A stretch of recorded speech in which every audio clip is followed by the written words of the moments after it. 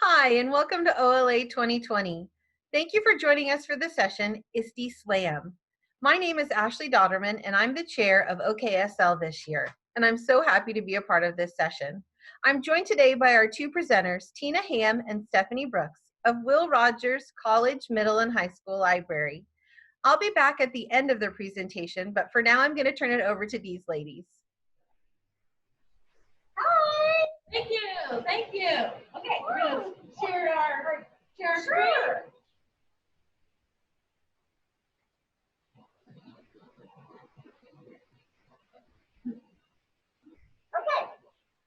Okay, welcome. We're going to do introductions. You're right here in our hub, like, wait, we don't need these. We've been in quarantine here for 14 days. We don't need these. No. All right. Okay, we are here in the Will Rogers Library in Tulsa, Oklahoma. This is the room where S.E. wrote The Outsider. So welcome to our beautiful space with original 1939 chandeliers. It is actually it's on a historic marker here in Oklahoma. That's true. All right. I'm Tina Ham. And I'm Stephanie Brooks. I guess let's get started. All right. So first, since this is called ISTE Slam, I think we should kind of explain what ISTE is. ISTE helps educators around the world solve problems with technology. That's pretty simple. Good summary. Good summary. So last summer, Tina and I went to Philadelphia to experience the ISTE Conference, and we are wanting to share with you some of the things that we saw when we were in Philadelphia, and also just some of our personal favorites. We're hoping to kind of keep it fast-paced, although sometimes technology doesn't go as fast as you want. It's really important to us that you join our back channel. Our back channel is a way for us to interact with you guys that are watching this recorded session to make it feel a little bit more live. We're going to encourage you to use that back channel to submit questions, to post tools or ideas that you use that relate to things that we're sharing, and also just to come back and keep checking it. It's our understanding that this presentation is going to be up all the way through December. So Tina and I are going to do our best to keep coming in and interacting with you guys as you see our presentation. Keep the conversation going. So in our chat channel down at the bottom, you have a link to our back channel, or you can use this QR code that's here on the right-hand side of the screen with your phone to be able to get access to that. And you do not have to have, we're using Wakelet, right, for our back channel. You do not have to have a login at this time. You'll be able to just join right in, type in your name, and you'll click edit, I believe, to add to that. There's some things already in there, but we'll explain that. You said Wakelet? Well, here we go. Okay, so what is Wakelet? Wakelet is one of those things that I discovered at ISTE that I just got excited about, and we started exploring different ways to use Wakelet. Obviously, we're using it as a back channel today, so you guys will be using that and see how that works. Another way that I use it is I use it to curate my conferences. So, for example, last year I attended Encyclomedia in Oklahoma City. And as I attended the conference, I used Wakelet, my app on my phone, to kind of record everything that I was seeing. So it was everything from, oh, I saw this graphic novel adaptation of Crossover, and we didn't have it in our library, and I wanted to make sure that I remembered it when I got back, so I showed that. Different book reviews that colleagues were telling me about, different resources. I even took pictures of slides during presentations, but I really wanted to make sure I went back. So this is just how I curated my conference. So that's one way to use Wakelet. Another way is reading logs. I've been trying to keep track of the books that I'm reading this summer. I feel like I'm going to have a lot of dialogue with kids once they're back this next year. And I started out by just putting a picture of the book and then kind of saying how I felt about it. But as the summer has gone on, I just started linking what I read to Goodreads so that I could go back and quickly read the summary and talk to the kiddos about it. That sounds like a great way to keep track of all that. Excellent. A Pathfinder. So we use this also to curate information from student research sources. We had 2 10th grade English teachers who were doing a phenomenal unit on Tulsa Race Massacre. And they had a list typed up of different places they wanted the kids to go. Hoping the kids would get there from just on a piece of paper. Right, and so I just said, let me take that and I'm going to put it in a Wakelet. And I took all of their things that they had curated and put them into a Wakelet, including some videos that they wanted them to see. And it was just really easy for those kids to access that while they were doing their research and going through making it with their teachers. Newsletters, really simple. We've done a few for our library. I believe the one that I'm going to show you was during Banned Books Week, and we had some links to a video, and we also had, I think we were selling t-shirts at the time. So you can make your newsletter as simple or complicated as you want. Awesome. That's some great stuff. I want Tina to talk a little bit about the library and teacher collaborative lessons that she did with civil rights. Oh, yes.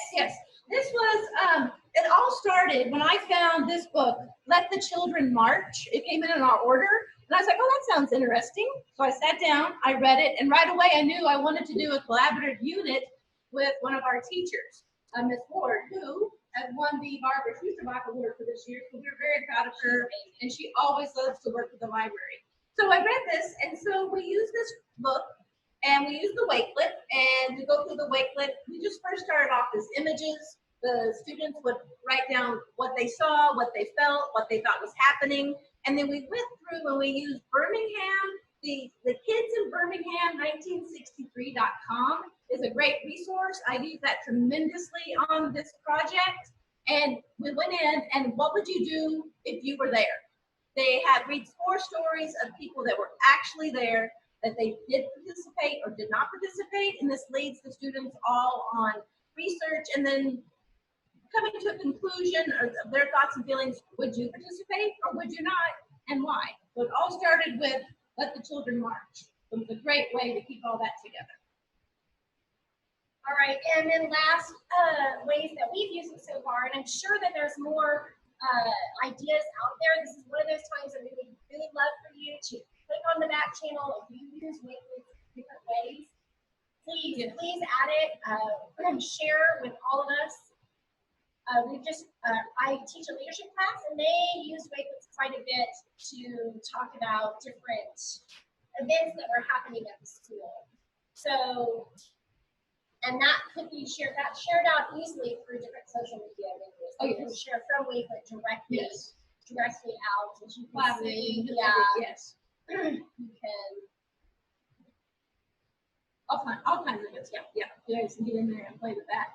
I'm sorry, a moment ago you might have seen me like thrashing out. One of our secretary was trying to come in, and I was, no, back. Also, we are not on a photo shoot. Our hair is not just flowing like this. It's hot in our library. We don't have air conditioning, so every once in a while, it's like we're on a photo shoot. So there you go. All right, so Google Keep. So, I fell in love with Wakelet. And fell in love with Right. Google Keep. As Wakelet is to Brooks, Google Keep is to me. This is what I use. Everything that she explained that she uses Wakelet for, that's what I use when I go to conferences.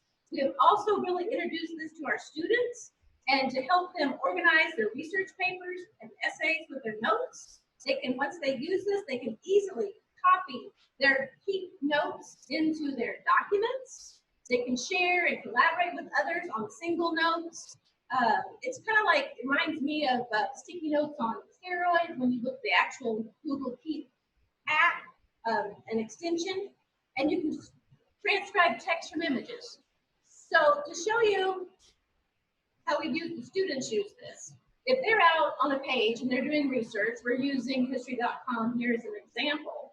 Once they're on here and they find an article that they want to save and keep the URL and make themselves a note, all they have to do is click on the extension. I believe you're circling that up there in the top, the light bulb, and it is an extension. So you have to download that from your store.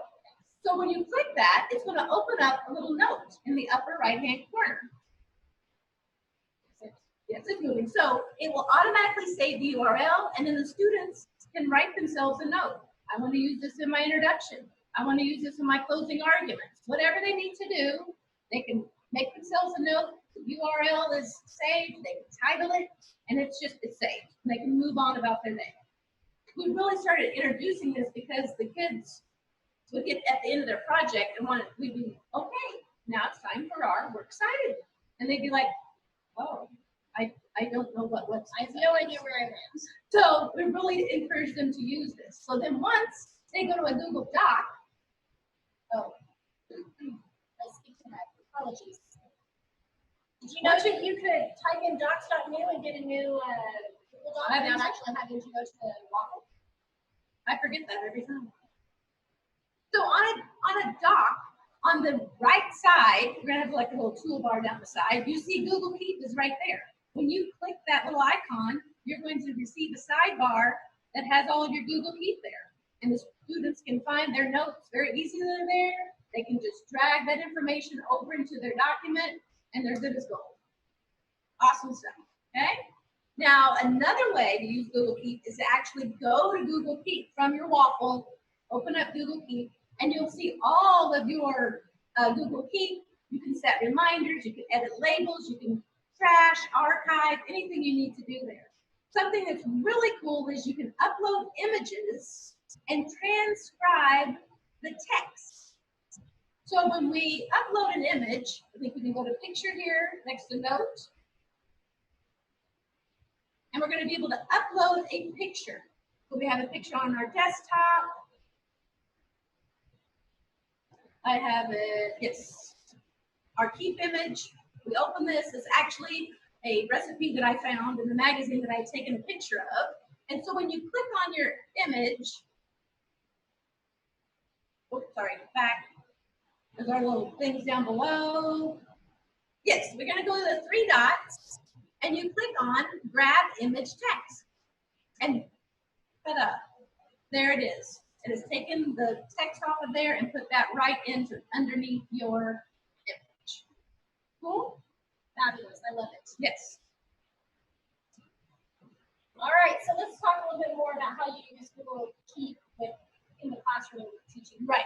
These are some articles. A couple of them are a few years old, but I think they're really relevant. They're still useful. And these are some ladies that are very well known out there in the Google world and really just always have all kinds of great stuff. Our first one here is from PC Magazine, and it kind of goes over some of the ways I was showing, talking about, you can do a table of contents, you can easily copy, but they really go into detail and show you, so when you come back and review this presentation, you'll have some things to go back and say, now what were they talking about? Really breaks it down for them. You know, I can really see using this elementary kiddos if they're, wanting their writing. Oh, that's right. Oh, that's true. Yes, that's awesome. Okay. Really gives you some details there. So then we also have literature.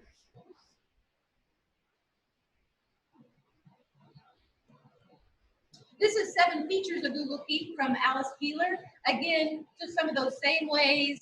And she really goes in to talk about filter by color, has some really nice displays on how to help you, also doing feedback, audio feedback to your students, all that good stuff. So just an article to go back to and have some images. And well, and isn't Alice Keeler one of the people that you really like?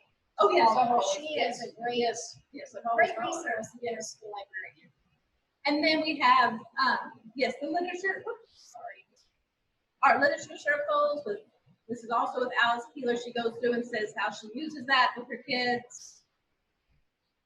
And some other things. Like I said, it's a little old, but I think it can be used. And she has some good demonstrations, and like I said, she really lays it out there, sharing with the group, hear comments, all that good stuff. And with us doing things virtually, I can really see going back and doing some of these literature circle things, almost maybe with a book club, an after school book club. Oh, that's true. Or something, so that we Oh, can that'd kind be of great. keep some of those things that we lost in the spring last year. I think we need to write a new lesson. Yep. Okay. So that is Google Keep. Right. So Google orientations, we really wanted to work with kiddos at the beginning of the school year about how to use Google Docs and how to use Google Slides. Both of them are just really robust tools. And all kinds of stuff in there that kids don't know. And these Or adults. Right. actually found we did not have to reinvent the wheel, which we love. This is out here in the world. We have the link out there for you. I stumbled upon this one day and I was like, I'm not going to reinvent the wheel. So the goal of these, you can just make a copy of it and put it into your Google. And the goal of the scavenger hunt is to complete them without leaving Google Docs. You don't leave this document. You stay right here. You're going to use all those tools to answer these questions. Right? And so there's one for Google Docs and Google Slides that we sent links to you that, again, the kids loved it. It was one of those things, it was one of those things that, Maybe I should take over the phone. I'm trying to get the bottom of the slide. Oh, because we have a doc template. And I will say, be careful because the one that's out there on the internet, some of those tool names have changed. For example, it's not the define tool anymore in Google, it is the dictionary. So when you go to tools, it used to be define tool, but it's tools that it actually says dictionary. And so you can see here, this is our template. This is the one I was trying to reach at the bottom of our screen. This is our template, and we just personalized it to our school. So we took what they did, and then we asked questions about what because we're writing for schools. Right. So you can personalize it as much as you like. And their exit ticket, whenever we do this, is tell me one thing that you learned. Or did you learn something today using this Google scavenger hunt? And this is one of those lessons that we always get positive feedback. Kids feel like they learned at least one thing. I didn't know I could do that. It's also one that about 2 or 3 days later, you'll find a kid in the library using a tool that they learned about that day. And it makes your heart. But it's also one of those lessons that are like, where is it? Where is it, Miss Ham? Where is it? I don't see where print is. I'm like, keep looking. So it's a fun one. All right, so this is print friendly, which is basically what it says, print friendly. It's a great site, and it makes you look really good with your colleagues and friends. I've impressed people before. So we're going to go to we lost our, I guess it's gone. We tried to have everything up there, didn't we? So we're going to go to BuzzFeed because it has all kinds of ads and such not. And it basically takes a website and you can make it very friendly. You can get rid of ads. You can. I think we did that. Yeah. Oh, it was a different one a while ago. This will work. All right. So I'm going to take this website right here and I'm going to copy it and I'm going to paste it over into print friendly right here. And just click the magic button, and it will generate a beautiful, maybe our internet is slow. Oh, there it is. Nice. So the great thing about this is you can get rid of any picture you want. You can get rid of any, I don't want this text, I can get rid of it. I can get rid of, I don't want the reviews, I don't want this picture. So I can get rid of whatever I want on the page. And there's up here at the top, there's an undo button if I accidentally do that. No, that's the text and the picture size.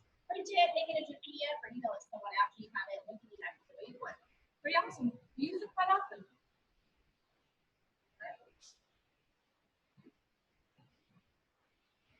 Okay, where are we now? That was print friendly. Oh, we can click on this. This is one of the presentations that we went to at ISTE that we were like, wow. It's a really strong resource. Good primary sources. They have eyewitness accounts from survivors. They have great lesson plans. A research library. You can find information. Hey, didn't they do something like this past Monday? They did.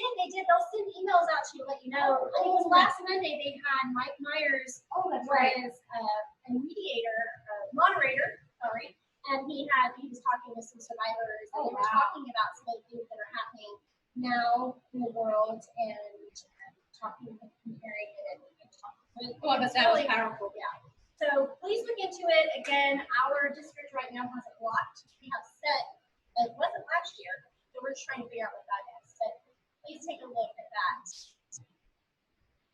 Okay, so since we went to ISTE, one thing that we thought was really important is to show you some of the different sessions that we went to that we thought were valuable. We're not going to do their session for them, but we wanted to give you access to them so that you could go through and you could see some of the quality stuff we saw. Well, and our slide before, these are actually a playground. And there was one day that you went to the playground area. It was just this large area, right like this. They had cafe tables set up. And at each table would be different librarians or librarian, and they were presenting their presentations. After talking with a few of them, they said this was a great way if you're wanting to present at ISTE, that this is a great way to get your foot in the door and to present at one of the playgrounds. And they could have like, I don't know, like 15 different tables, and it just went on like for 3 or 4 hours. And they would change out every 15 minutes, and it was overwhelming, but awesome. I found it really good. Very big conferences like that. Sometimes you'll, hike to this room over here to sit through this presentation you thought was going to be all that and a bag of chips, and it's really not what you want. And there were 3 others you wanted to attend. Right. What I liked about this is I could walk up to the table, kind of listen. I could interact with them really well. But if it wasn't something that fit my library needs or what I needed to learn, I just moved on to the next table, and I got a ton of information. So this was their presentation on bias and news media. This is something that Tina and I have been doing much more of over the last 2 or 3 years, and you guys might be seeing that as well. This resource, they have great videos. They're showing you great sources and places to go. These are helping kids fact check news, PolitiFact, all sides. We'll talk about that in a minute. Snopes, those kind of things. So take some time, look through this presentation. We found it really valuable, and maybe put your thoughts about it in the back channel. Oh, that'd be great. Yeah. Yes, we could share any of those things that you're doing out there. I know that everybody's doing fabulous things in their libraries. Right. So since we mentioned we are really passionate about evaluating news and evaluating biases, we actually started doing this a couple of years ago. I think you discovered it. I discovered this through a friend, and actually this is version 2.0 or 6.0. 6.0. So they've evolved since we started. She's continually doing it. It's like a live chart. Yes, and it shows where things fall on. Let's just let her explain it.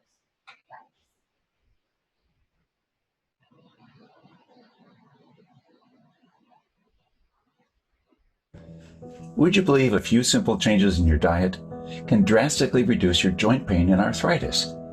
If you're A couple of years ago, patent attorney Vanessa Otero ran into a problem that just about anyone who's active on social media will recognize. It really started in 2016 in the run-up to the last presidential election.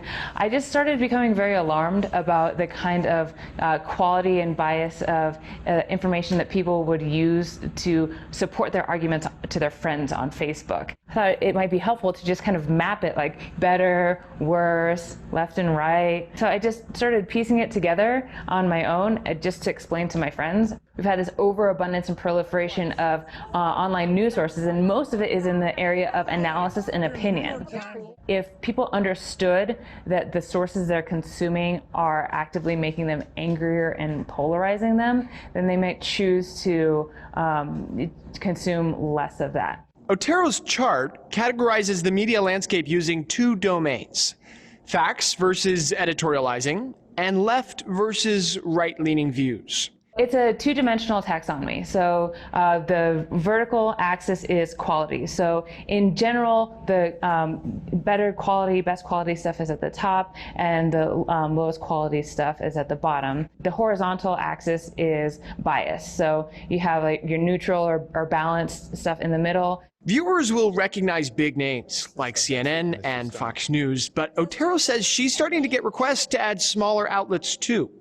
Extreme partisan sources like Breitbart and Wonkette appear at the ends of the axes. As a whole, the chart provides a frame of reference for a news industry that is growing increasingly partisan. So much of the the content that we consume right now is telling you how you should feel about a subject. The stories, like when they break, and then what the spin on them, the takes on them 24 hours later, are really revealing. Believe it or not, social scientists don't think the polarized media climate has done much permanent damage to democracy yet. But it's not exactly harmless either.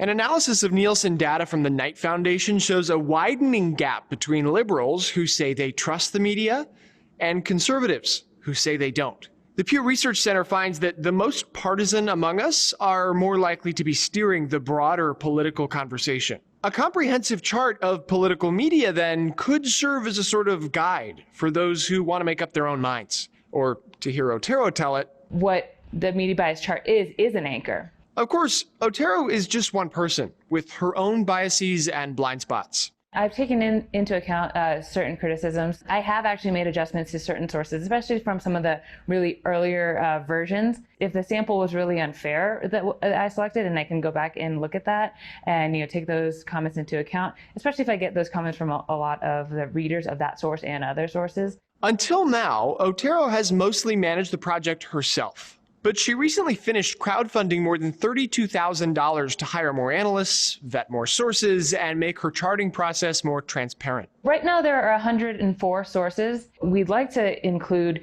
expand to 200, 300, 400 sources pretty soon on an interactive web-based version. But there's a limit to what I can do on my own. I've developed really robust methodologies, really granular methodologies, the headline, the picture or graphic, the lead or the chyron, and then the individual sentences for quality and bias. I've just started recruiting a team of analysts to help me do that. I just really felt a responsibility to improve that as much as I could because people are relying on it. And I just fundamentally feel that if you're going to put out information that influences people, which this does, then you have a responsibility to make it as good as you can. In the future, Otero hopes her chart could be a sort of Consumer Reports for media ratings, both in terms of its comprehensive reach and its reputation as a reliable guide.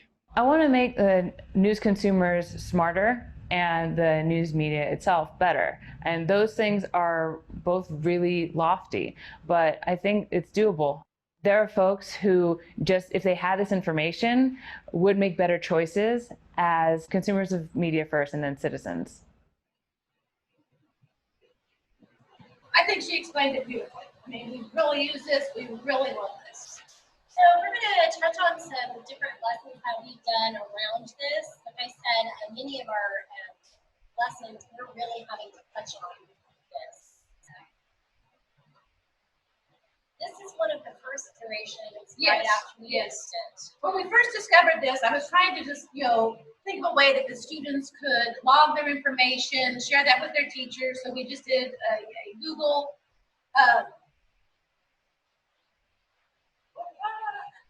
Google Sheets, and I just kind of put in there, they would read two different articles. We were trying to get them to go left, right, up and down, just two opposite articles about the same topic, and then just adding the link to the article, adding in what the different, according to the bias chart, green, yellow, orange, red. It was just kind of our basic beginning of charting that. And then we went into, I created a little presentation because we were discovering they didn't really understand the words. They did not have any prior background or anything to think about. So we started talking about what is bias, what is partisan. And we went into these definitions and started defining them and talking to them. And then we went into the chart here and really kind of started giving them some tools to understand what they were looking at and what they were looking at, and also to help them realize what are their feelings, where do they fit in on this chart. And then this past year, I really had to go pretty simple. Okay, I had a couple classes, they just were not grasping it. So I finally just said, okay, we're gonna make these directions. So go to another source, choose one left, one right. Write down your source. I just gave them the guidelines, and then we would change. We're going to show you here in a moment We did some 11 types of bias, and each week we would kind of change it up a little bit, and where they would have to give me an example, like here, identify a spin. So that was kind of, I guess, each group you kind of change it to meet their needs. Yes.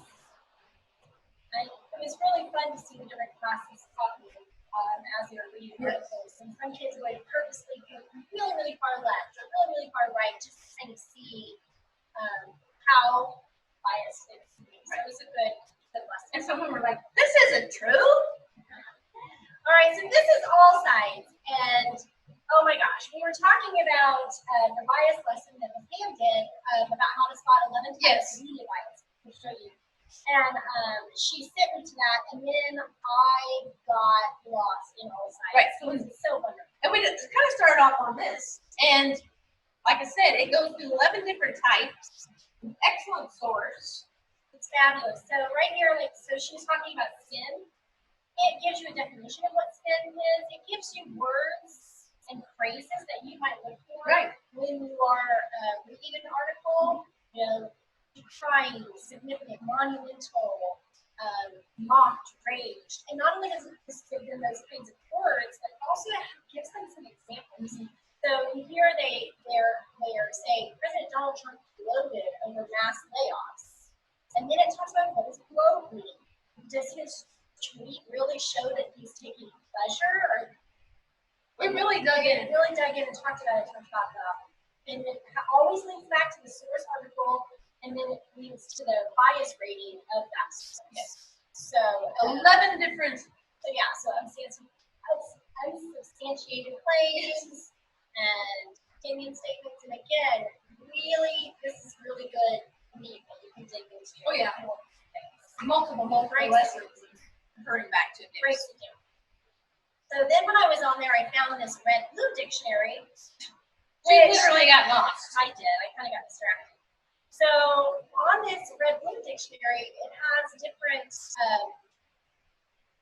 topics that I can see kids still coming in with their argumentative essays. Looking at. So perhaps abstinence is what they're working on their argumentative essay. And it just kind of talks about what the definition is, how people on either side feel about it, and then it has some questions for them to play with. Which lots of times when they're doing those argumentative essays, they don't even know what questions to ask. Right. And we have a subscription to Gale, Issues and Controversies. And I consider hearing this Red Blue Dictionary with the Gale issues. Oh, I think that's a great idea. Yes. Lesson plans. I think you've already picked one for day one, haven't you? For my leadership class, I have picked my first lesson plan on here. They are very detailed. Everything is provided. I'm actually going to do this relationship first that's awesome. with my kiddos. I can click right here and it breaks it down for me with an overview, how much time I need to put into it, what the learning outcomes are, what tools I need, and they provide me links to those tools. Oh my gosh. And then it even breaks it down. I mean, I don't even have to plan my day. I've got set the timer. Yeah, set the timer, and it tells me what to do, and maybe what I can send home with them to read, to think about, and then it can just be optional homework assignments or enrichment. So tons of lesson plans in there. Great resource. I believe in not reinventing the wheel. Mismatch is This is awesome. a place where you can, if you have a topic you want to talk about, they have, just kind of like the Red Blue Dictionary, they have a bunch of topics. And you can go in and get matched with another classroom, and they want it to be different from you. So if you're 100% free and reduced, you might be with one that is not 100% free and reduced. If you're in New Jersey, they might be with someone in Louisiana. They're trying to like really mix it up so that you guys can have good dialogue. And so you can sign up for this, and your class can save in your match. That's awesome, because we were thinking we're going to show this to our junior English teacher.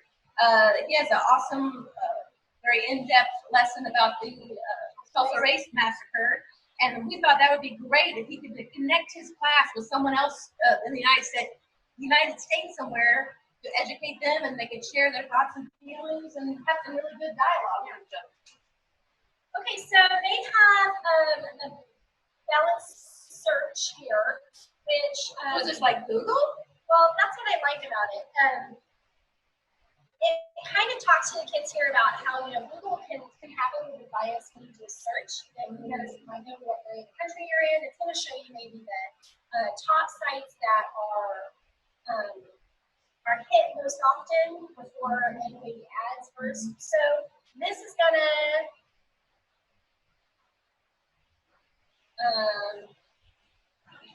you're going to put in a topic.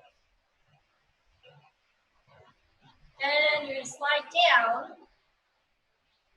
Oh, wow. And there's hundreds of thousands of articles on it. But then you can click on this and you can see these are left-leaning articles. These are, and I'll show you how left. And then there's center-leaning articles and right-leaning articles. So you can break it down, which I think your kids might have really appreciated. Yes, I think this will be where we go instead of just trying to go out to news sources. We'll go here because it's all right there for them. And so while I'm talking about that, there is actually a widget that you can add to your website. If you want this on your library website, that puts the news feed on your thing. So you can choose like from a slider where the kids can see the left, center, right. That might even be easier to have that right there. One place, so if you're interested in adding that to your website, that's available as well. You can search for all the different political topics. All Sites Connect is just like, it's very similar to Mismatch, but it's more, maybe more adult focused. Right. I think they were saying like small groups, educators, you could connect with your family on here. I'm sure you could do some kind of, all English teachers connect to talk about this. Yes. Or small group video conversations, right. And then also some more classroom activities that, again, it can go beyond. Just more exam and bias, critical think. I mean, she did get lost in this. I did. So all different types of activities that you can do in your classroom. So I would definitely recommend All Sides. And if you find something that I didn't mention, put that in the back channel. Yes, if you use this in any way, let's share. I am a fan. All right, let's move on. Here's another playground that we went to that we were going to share with you again. Take some time, look this over, add to the back channel ways that you.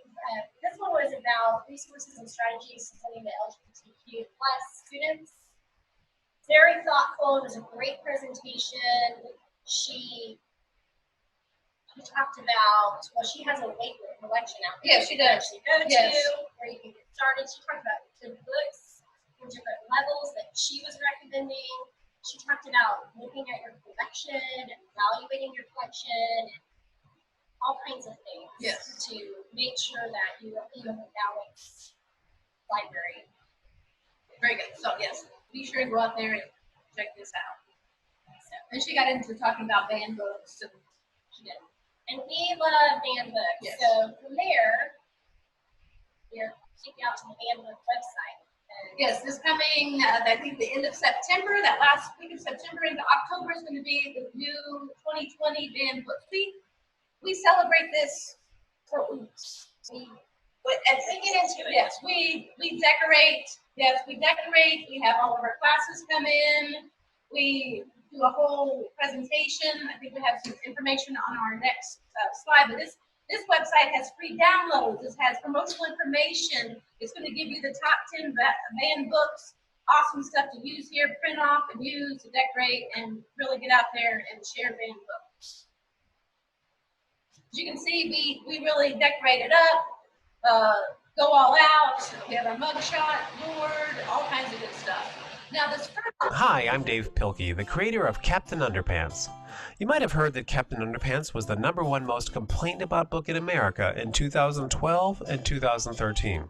I have to admit, the news was quite a shock to me. I wondered, how could people be so offended by a series that contains no profanity, no sex, no nudity, no drugs, no smoking, no alcohol, no guns, and no more violence than a children's superhero cartoon? The best answer I could give you is this. Everybody doesn't always like the same things. A lot of people like Captain Underpants, And some people don't. Fortunately, as Americans, we live in a country where we don't all have to like the same things. The freedom to choose for ourselves what we read and think about is a hard-won right for every American. So what should you do if you find yourself offended by a book? How can you show your concern without undermining the freedoms of everyone around you? It's easy. All you have to do is make a simple change. The next time you find yourself thinking, I don't want children to read this book, just make a simple change. One tiny adjective can make all the difference. The next time you start to think, that book does not belong in the library, just make a simple change. And if you ever find yourself thinking, I should complain about that book, just make a simple change. You see, by changing ourselves, we can show our concern while still allowing everyone else to experience the freedoms they deserve. So make a simple change and make the world a better place. I use this is my ending when I do my presentation. In the back channel, I have added some my presentations for my band book week. Also this year, I had a new teacher that didn't get in on the first round of band books, so we did it in the spring right before we left school. We did a history of band books. It was kind of worked into his classroom, but I always ended, even with my junior high, my middle school, my high school, I always ended with Dave Pilkey, because I think he says it best. And even the high school kids are like, what? Because they've all read that as kids. So it's a great one. My first one, the other video up above is my introduction video that I just start that and play, and then we go from there. So again, in the back channel, add any great stuff that you do for band books. We love to see it. Okay, we have another playground. This was EdTech Tools from AASL. So do you know that this was last June when we Yes. went? So A year ago right now? So yeah, so last year, and since the resources are 1 year old, there's a list There's a newer list. There's a newer list. but it kind of goes through the ALA standards Crosswalk, all that good stuff, yes. and talks about their best websites for teaching and learning, their best apps. Notice all sites on there. Yes. And then they kind of went through and they picked what they call their CCs. Yes. And take some time for these CCs, see if they're ones that you use. Tell us in Yes. that channel if you're using them and how you're using them. And or maybe you'll find one that you have known of. Right. So check out that playground and do add in the back channel any thoughts or ideas of that. All right, Philadelphia Museum. So we went, we had a chance to go with a group of librarians. It's like a pre-conference thing that happens one morning. And we went and had a tour of the library, and we met with their educational, I don't remember what it was. It's a job that he has. Yeah, the museum, yes. The museum. And they have fabulous lesson plans. Again, we love to go out and not reinvent the wheel. Here's some examples of some of the lesson plans they have. They're around the art that is in their museum. So this one right here is a math lesson and on a quilt that they have there.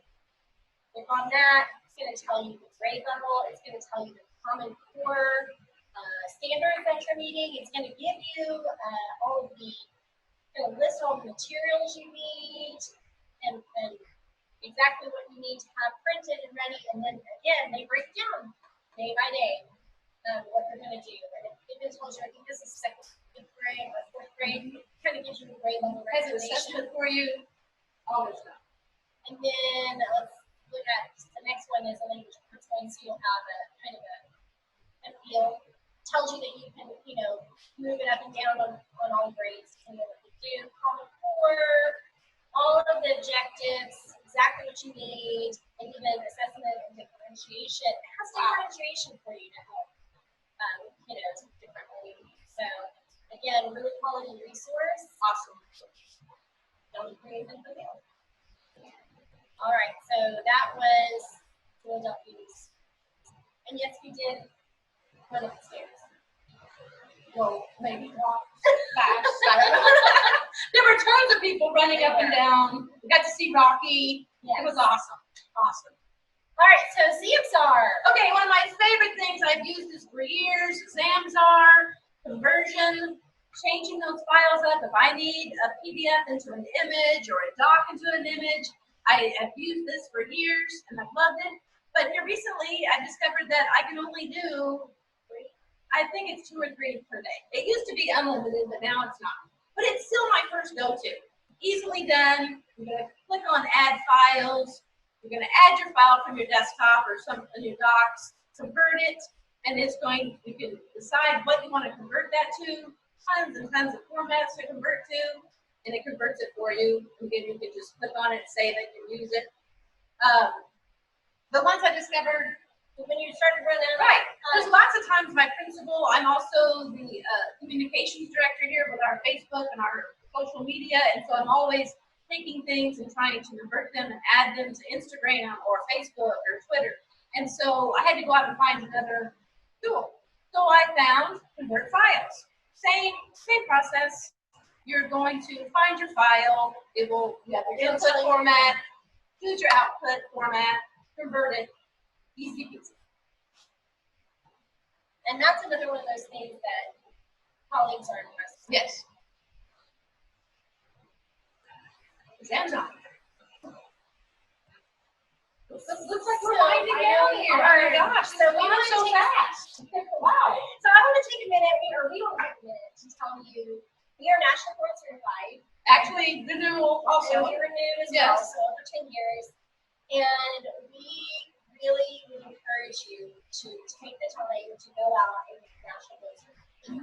I'm proud to have a national board. It was a difficult journey. It was very insightful. It helps you really kind of look at what you're doing, not just what you're doing, but why am I doing it? Yes. Why is this work? Right. That's actually where Tina and I met. Yes. We're working on national board. Yes. And I think because We met during that first meeting. so I think because we had some, blood, sweat, and tears on every weekend trying to figure it out, or I might be pulling my hair out like, I don't know why it worked, it just worked. Right. And Tina slapped Dig me. deeper. You got this, figure it out. So, but it's great, and it's a great community of people. Yes. So we would encourage you to look into national board. Now, just recently, just like in the past few days, I thought it was great that ISTE has come up with a summer learning academy. And for $20, if you just want to do the summer academy, for $20, there's going to be 3 weeks, as you can see here on the screen, 3 weeks of online learning, self-paced courses, webinars, prizes, all kinds of good stuff. But you can also, for $80, do the academy plus join ISTE, and then you can see it's a $15 savings. And then you have all the benefits of ISTE. I have a link here for you to take that out there for you, so if you're interested. I mean, ISTE's a great thing. And we've also put that in the back channel. And if Yes. you go to the Summer Learning Academy and you see something, Add it, add it yes. to our back channel. Yes, We we'll really be checking that throughout the next months. definitely all the way through December. Wow, okay, well, I guess we better wrap this up and Go back out in the world I again. guess, yeah, so of course, again, I'm Tina Ham. I'm Stephanie Brooks. Please follow us on Twitter, Facebook, Instagram. We'd love to follow you back. Remember the back channel, as we said. I hope you've come away with something, at least one thing from here, that you can take back to your libraries and use that with your colleagues and with your Come away with teachers. even just one thing. That's always one of our favorite exhibits. If you can just type that in the back channel, one thing new that you didn't know or you've been Oh, thinking yeah, about. that's a great idea. Yeah, that would be great. Okay, well, I guess now we're going to be leaving here, so I guess we better get That's the real world. back. Everybody? Thank you, ladies. That was awesome. There are a ton of new resources that we can use as we move into our school year and think about what our new teaching practices will be. And thank you guys for attending this session at OLA 2020. If you've enjoyed it, please consider joining OKSL. And don't forget to fill out the conference session evaluations in our conference app. Thank you for joining us, and we hope you'll join other sessions.